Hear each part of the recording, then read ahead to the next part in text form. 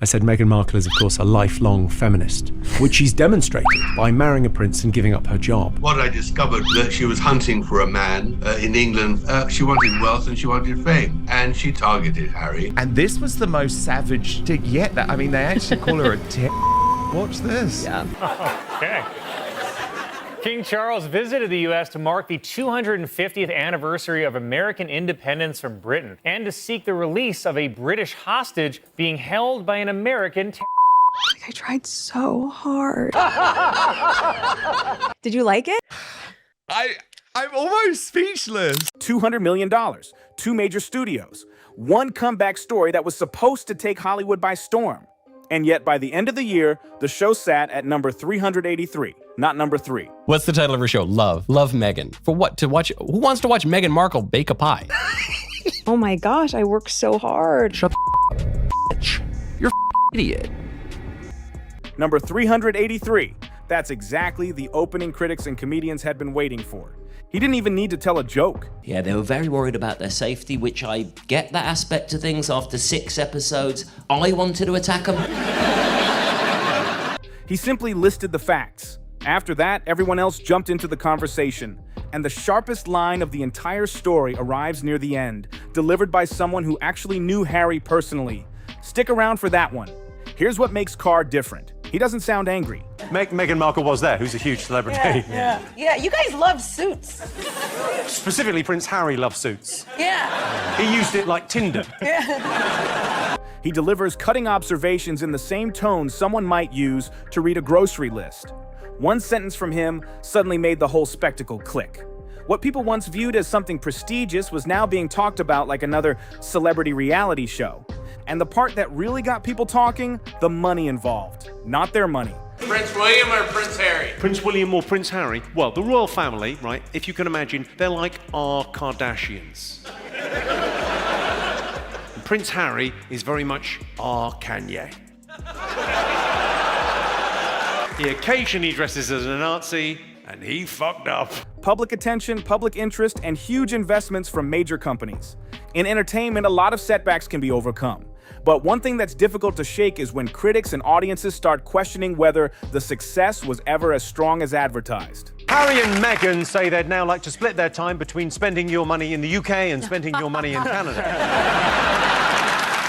And that's a conversation that kept coming up again and again. People watch this one. Became the kind of comment that sounded supportive on the surface, but carried a very different meaning underneath. But here's the part critics kept returning to. The opportunities were there. The major deals were there. It never reached the year's biggest streaming hits and ended up much farther down the rankings than many expected. Later releases generated even less attention. Interesting, isn't it? Then came reports that a high-profile streaming agreement would not continue beyond its current arrangement. This woman is being paid millions of dollars to show how to cut into a pineapple. How bad that trailer, that seems like the worst show that I've ever heard of. I love a bad watch. I love a good bad watch. This is not that. This is really grueling to get through. Yeah. For a deal that generated so many headlines that caught a lot of attention. Then there was Spotify. 1 series, 12 episodes. Then silence. Even some industry insiders weren't especially generous with their descriptions of the project. One criticism followed this pair everywhere they went, showing up in interviews, commentary, and online discussions again and again. Privacy. My look. Look. She likes my look. Your fashion is like one of my favorite things. It's the biggest piece of dog shit. And that's where things started getting really uncomfortable.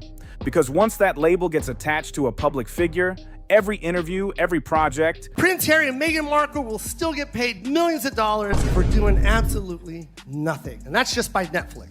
Why are we still here? Just to suffer. And every headline gets viewed through a completely different lens. The jokes didn't stop. If anything, they multiplied. Late-night hosts, podcast commentators, and entertainment writers. Meghan Markle, the only thing she found was a rich, famous husband. The nearest thing Meghan Markle ever had to a billion-dollar idea was marrying a prince. All seem to be circling the same question. How did so much attention produce so little impact? That's what made the situation so unusual. I'm going to pose this question to you. You do a lot of business deals, a lot of negotiations. I do. Well, let's just. I wish I had been involved in the Meghan and Harry leave Spotify negotiation. The Grifters. That's the podcast we should have launched with them. I gotta get drunk. Most celebrities would love to get even one major platform behind them. These two had several. Huge budgets, massive publicity, endless media coverage, yet somehow the conversation kept drifting away from the projects themselves and back toward the controversy surrounding them. Best way to have a snack is to take the snack out of one bag and then move them into another bag and then label this new bag, even though this bag already has a label on it. Tap water! And that's never where you want the spotlight to be. The audience wasn't talking about unforgettable scenes or groundbreaking moments. They were talking about ratings, reviews, and whether the excitement had matched the reality. That gap became impossible to ignore. Even commentators who weren't especially critical started pointing out the same pattern. Every new launch arrived with enormous expectations, followed by a wave of discussion asking whether it had actually delivered. Then came the comedians. For them, it was almost too easy.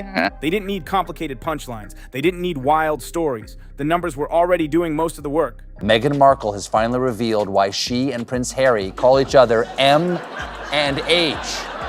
What could it be? A mystery for the ages. I said H was H was out there. H has been, H is, and H called me with H, and H was out, and with H. A disappointing ranking here. A canceled project there. Another headline questioning what happened next. The material practically wrote itself. And the more public responses appeared, the harder it became to control the narrative, because audiences can forgive failure. Hollywood does it all the time. They want it both ways. You know, you can't be, these people were so mean to us and poor us, and we don't want all this attention, and then let me write a book about how much we don't want attention. What audiences don't forgive so easily is being told something is a massive success when they can clearly see the reaction for themselves. That's when skepticism starts to grow. And once skepticism takes hold, every new announcement gets met with the same response. Let's wait and see. Oh my God, that hat. Oh God, he's so hot. Look at him. Isn't Prince Harry? She bagged a fox.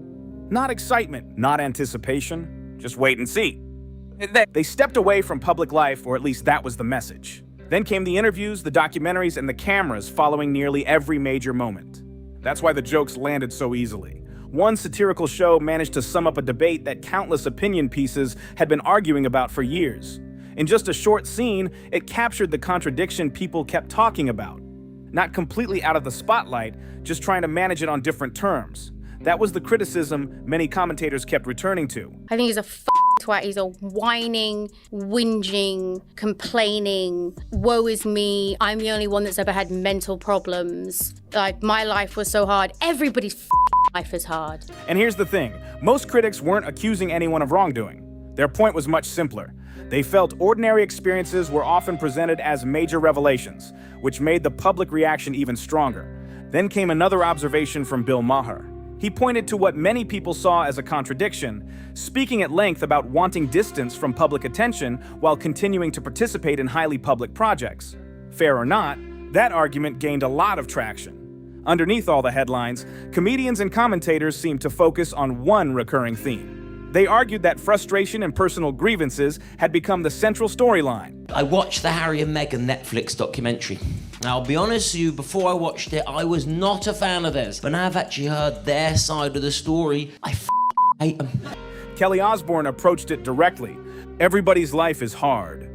For many people, that simple statement connected because it reflected a feeling that challenges and setbacks are something nearly everyone experiences. And that's where the problem grew. The more explanations were offered, the more public debate seemed to follow. I don't think they will change because I don't think they have the capacity to, but they obviously should. The one person who I think has been really happy about all of this is Prince Andrew. I'm guessing that he has been nudging the royal family. Can you believe what Meghan did, huh? Can you believe it? Dragging this family's name into disrepute, shaming us. Instead of settling questions, new interviews often created even more discussion. Even commentators who were generally sympathetic sometimes appeared less willing to fully embrace every argument being made. And then there was the audience in America, a group many expected would remain overwhelmingly supportive. Some critics eventually reached the same conclusion. Hardship alone isn't enough to keep public interest forever. Audiences usually want growth, achievement, or a new chapter to focus on as well. Clearly, Prince Harry and Meghan, we don't give a f***. America don't give a about you. A lot of people care. They got a Netflix We never show. cared about nothing that had to do with y'all. We do not give a f***. We don't care. They be fake. That's when the conversation shifted. It stopped being about individual projects and became a broader discussion about public image, expectations, and whether the message still connected with viewers. Then one of comedy's biggest names stepped onto a Netflix stage. She does not have friends. She does not care about other human beings. She only wants power. And the only way that she feels that she can get it is by leveraging her relationships with certain people. That's not friendship. Look at that face. She's not happy. Oh, yeah, it's so hard to be pretty. So your life is so hard. You're a fucking princess. And addressed one of the most talked about themes surrounding the entire story. His comments generated headlines everywhere. And when a comedian with that level of influence turns a major public narrative into part of a routine, the conversation doesn't just continue, it gets even louder. And that was the turning point, because once a public story becomes comedy material, it enters a completely different arena. At that point, it isn't just journalists, critics, or industry insiders weighing in anymore, it's everybody. The late night hosts joined in, podcast personalities joined in. Everybody trying to be a victim. Like, what's this girl, Meghan Markle? Seemed like a nice lady, just complaining. I was like, didn't she hit the light skin lottery and still going on complaining? Acting all dumb like she don't know nothing. Going on Oprah, I didn't know. I had no idea how racist they were. It's the royal family. You didn't Google these motherfuckers? Entertainment commentators joined in. Suddenly, the same questions were being repeated across every corner of the media landscape. What made it so remarkable wasn't a single joke or a single headline. It was the pattern. Every new appearance seemed to trigger the same discussion. Every major announcement sparked another round of debate. They're so racist, they're so racist. Some of the she went through was not racism. It was just some in-law shit. Cause she's complaining, I'm like, what the she talking about? Oprah, they're so racist. They wanted to know how brown the baby's gonna be. I'm like, that's not racist. Cause even black people wanna know. What do Mark Zuckerberg, Wallace Simpson, and Adolf Hitler all have in common? Every attempt to change the conversation somehow brought people back to the exact topics they were trying to move beyond. That's a tough cycle to break. In Hollywood, perception matters almost as much as success itself. Once a certain image takes hold, reversing it can become an uphill battle. And critics notice something else. The strongest reactions weren't always coming from opponents. Sometimes they came from people who had started out supportive, but gradually became frustrated when expectations didn't match the results. Wallace Simpson, she was a divorced American lady and she caused the king to abdicate because he wanted to be with her. Do you remember? So she's like vintage Meghan, old school Meghan. That's a great way to describe Wallace Simpson. She's the original Meghan Markle. That's where the mood began to shift. The excitement that once surrounded every announcement started giving way to skepticism. Audiences became more cautious. Commentators became more critical. The benefit of the doubt became harder to earn. And when that happens, every project faces a much tougher audience. People start looking less at promises and more at outcomes. Less at headlines and more at performance. Less at publicity and more at results. That's why rankings, reviews, and audience reactions suddenly became such a major part of the conversation. Queen is there, like she's in my eye line. Yeah. And I say, look, everyone backstage is really nervous because we're going to meet royalty later on and, you know, what's the etiquette? And then I looked at the Queen and just went, just call me Mr. Carr. That's hilarious. And then 5 hours later, we're backstage. We're not backstage, we're in Buckingham Palace having a drinks thing. Yeah. And I get a tap on my shoulder. Yeah. And it's Prince William. And he goes, Mr. Carr? It's very sweet. The public wasn't judging the story being told anymore. They were judging whether the story matched reality. And for public figures, that's often the hardest test of all. Because no public relations strategy can fully overcome a simple question that keeps getting repeated. Did the final product live up to the hype? For years, that question kept hanging over the entire saga. And the longer it remained unanswered, the louder the conversation became. That's the moment the room changes. Once people start laughing, it's incredibly difficult to pull them back into a completely different emotional response. And that's where Carr shifted gears for a moment. We know what that means. That's LA. She wants to be famous. She found the guy to make her the most famous in the world, and now she's over there and she's like, if she didn't marry him, she would be on The Bachelor this season. She would be Megan M. from Sherman Oaks barista. She just got lucky. And looked at the bigger picture. He raised a question. History has seen similar public stories before. Different names, different decades, but familiar themes involving high-profile relationships, public fascination, and endless media attention. Suddenly, the discussion wasn't being framed as something entirely new anymore. It was being presented as part of a pattern that commentators, historians, and royal watchers have debated for years. And that led to another question. How does someone who spent most of their life inside a highly structured environment adapt after stepping away from it? Carr's theory was simple, and that's what made it sting. He suggested that when major decisions have always involved guidance, advisors, and established systems, adjusting to complete independence can be more complicated than people realize. That's why comparisons kept appearing, not because people necessarily wanted to compare. I just think the proof is in the pudding, in the sense you've been handed the world and every major contract, you had podcasts, you have all of this, and you didn't deliver because you There's nothing to deliver. Yeah, because you don't have it. Yeah, you were true. the prince of a goddamn country who dressed up as a Nazi, and now you're trying to come back as the Pope? But because the public naturally looked at different paths taken by members of the same family and wondered why the outcomes seemed so different. Even critics who were harsh on one side often spoke more carefully when discussing others involved. That contrast became part of the conversation all by itself. Then came a comment from Kelly Osbourne. What made people pay attention wasn't just what she said, it was the fact that she had personal familiarity with those social circles and wasn't speaking as a distant observer. She argued that public influence creates expectations. In her view, audiences eventually stop focusing on personal narratives and start asking a simpler question. What has actually been delivered? That's where she believed the real debate was taking place. The discussion wasn't centered on a single project, a single review, or a single headline. It had become something bigger. People were evaluating years of interviews, appearances, business deals, media projects, and public statements all at once. And that's a much harder conversation to control.